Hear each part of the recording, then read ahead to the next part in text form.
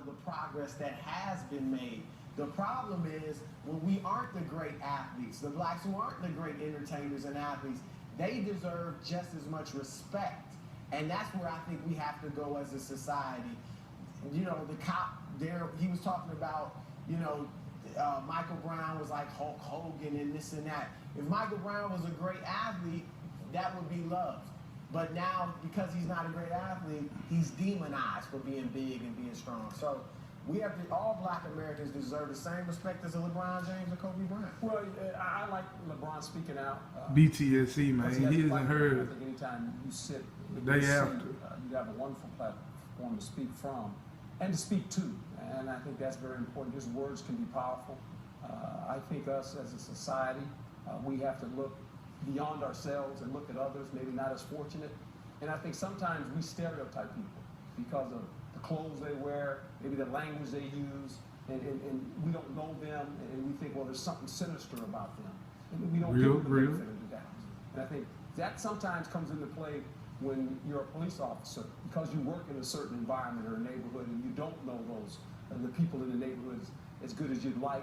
You have this perception, and all of a sudden that is always in the back of your mind, and you feel like, well, this could be a threat. There's confrontation.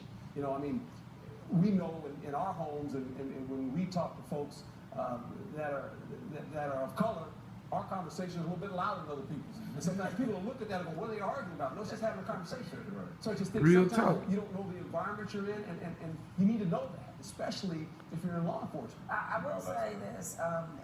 Chrissy brought it up about the special position that black athletes are in because they have been able to use their platform to reach a variety and a diverse set of people, white, black, Latino, whoever.